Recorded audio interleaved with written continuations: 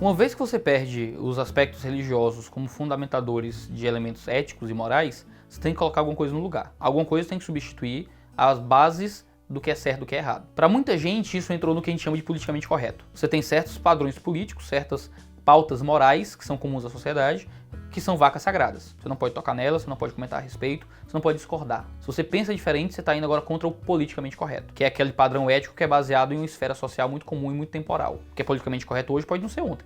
E o politicamente correto, ele é descrito como um ambiente social de profunda intolerância. Se eu sou contra certa perspectiva moral específica, ou se eu falo contra certas ideias, eu estou indo contra o que é sagrado para as pessoas. Então alguns valores estão acima do bem e do mal, porque eles são o sumo bonum, são o bem maior, né? Então o politicamente correto, esses padrões de certo e errado que são estabelecidos socialmente, principalmente a partir de certos modelos políticos e de certos interesses de transformação social laica, de criar uma nova antropologia a partir do esforço político, é o que acaba gerando esse ambiente em que muitas vezes pessoas são perseguidas na sua expressão. Eu acredito de forma altamente restrita em liberdade de expressão, né? Nenhuma ideia, nenhuma opinião, nenhum discurso deveria ser criminalizado. Deveria ser socialmente execrado. Para mim, um discurso racista tem que ser humilhado, a pessoa tem que ser maltratada, tem que perder o emprego. Você tem que passar para outro lado da rua. A pessoa começa a conversar com você e você xinga ela. Agora, eu não queria um instrumento governamental cerceando discurso, que eu acho que é mais perigoso. Eu acho que ter uma força de governo com polícia, exército e prisões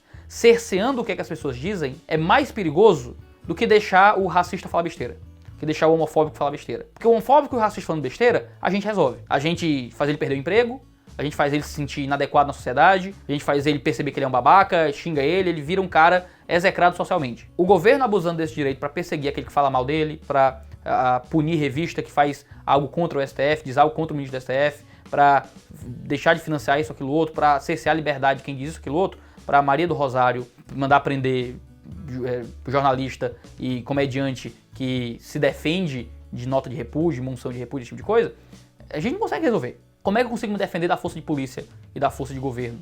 Como é que eu me defendo daquele que tem um exército, né?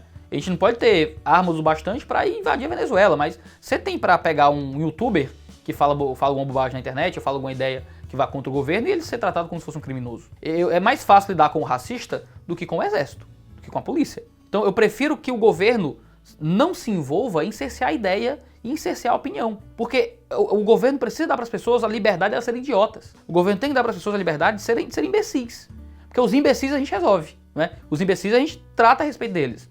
O governo com poder de violência, de Estado, de polícia, de prisão, a gente não tem como se defender disso. Então eu tenho muito mais medo de um governo poderoso cerceando o que as pessoas pensam do que eu tenho medo de alguém falando besteira por aí, entendeu? Porque dá pra gente resolver um lado, não dá pra resolver o outro. Esse discurso politicamente correto, então, esse tipo de pauta de cerceamento moral, acaba prejudicando muitas vezes ambientes religiosos como o meu, em que às vezes a gente tem medo de falar algumas coisas. Não é? Eu tenho medo de falar algumas coisas.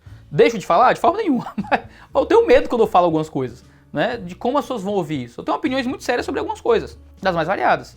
E algumas coisas são muito simples. Se você faz juízo moral contra determinado comportamento, você está em risco. Se eu, no púlpito da minha igreja, prego, exponho Romanos 1 e digo, Deus diz que a homossexualidade é pecado, não importa o que é que eu crie em volta disso. Não importa se eu digo que outras coisas também são pecado, que heterossexualidade de forma libidinosa também é pecado, que olhar para a mulher do próximo é pecado, tanto quanto ser gay. Mas não importa. Se eu faço uma condenação e um juízo moral a certo comportamento que é socialmente aprovado no momento, ou que está numa batalha moral por aceitação, eu sou politicamente correto, eu sou inimigo do progresso. Eu estou do lado errado da história. Eu sou aquele que é contra os gays, eu sou contra as pessoas. Se alguém assassina um homossexual na rua, a culpa em parte é minha, porque eu ajudei a gerar uma cultura. Então, se eu defendo uma postura conservadora de família e uma mulher estuprada na rua, a culpa é minha, que criei a cultura do estupro. Aí, boa sorte em tentar definir uma valorização da família até o estupro. E não importa, ninguém tem que ser lógico. O problema é que os discursos de esquerda são definidos e pautados de uma forma muito além da simples lógica racional. A única pergunta é, o que você está fazendo contribui para o nosso progresso, nosso plano de progresso interior? O que você está dizendo contribui para a nossa escatologia? Contribui para a utopia que a gente está formando? Contribui para o mundo que a gente quer? Se o que você está dizendo não contribui diretamente para o mundo que a gente deseja, você é inimigo do progresso, você é inimigo do nosso plano social. A questão é que, de novo, existem ideias de progresso que são muito diferentes. O que para uma pessoa é um progresso, para outra não é. Para uma pessoa, o progresso é um governo tecnocrata, é uma sociedade hiperrealista, com tecnologia e carros voadores e recursos e dinheiro. Para outra pessoa, o progresso é árvore, é ler um livro de manhãzinha, tirar leite da vaca, ficar na fazenda. São ideias muito distintas de progresso. E não dá para satisfazer os dois ao mesmo tempo. A sociedade vai para um caminho. Por isso que é necessário sempre um debate público plural. Uma sociedade plural é uma sociedade que respeita as diferenças. Dentro dessa teologia cristã, a gente sabe, por causa dos nossos elementos de fé, que não haverá uma sociedade plural no futuro. Haverá no futuro, segundo leituras do Apocalipse, que vai controlar tudo, haverá um governo global e vai perseguir a religião. E a religião perseguida será a nossa, né? Mas talvez não só a nossa, talvez hajam muitas religiões perseguidas. Uma visão cristã do mundo é uma visão que valoriza um ambiente de liberdade irrestrita. Claro que a liberdade nunca é total, o fato de você ter liberdade afeta a minha liberdade, porque se você tem liberdade, eu não posso ter liberdade contra a sua liberdade. Então, o simples fato de existirem duas pessoas com liberdade no mundo já limita a liberdade, né? Eu não tenho liberdade contra as leis da natureza, não posso bater as asas e voar. Né? A liberdade é uma coisa que é limitada até para poder existir. Não existe liberdade restrita. Mas se a gente quer uma sociedade o mais livre possível, onde as pessoas têm a maior capacidade de buscar os seus interesses e recursos para si, a gente precisa de um ambiente que não seja cerceador da mente. Você pensa em um 1984 do George Orwell, em que existia a crime-ideia, né, e o crime acontecia dentro da cabeça. Você pensava em algo errado, você estava cometendo um crime. E as teletelas ficavam filmando e tentando ler a sua mente.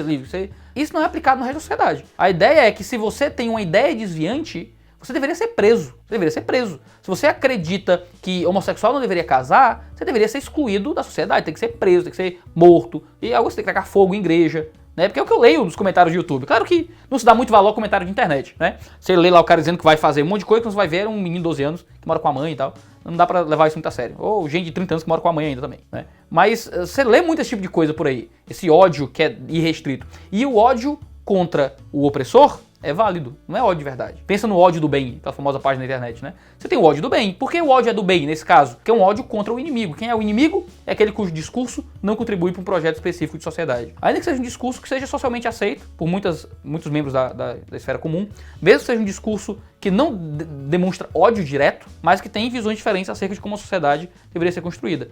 Porque você não contribui para esse plano, você é mau. Você é do mal. As esquerdas acabaram pegando ali então o monopólio da virtude. A virtude é só delas, não é de mais de ninguém. A virtude está em um projeto político específico. A virtude não está mais em fatores morais que provêm do bem comum.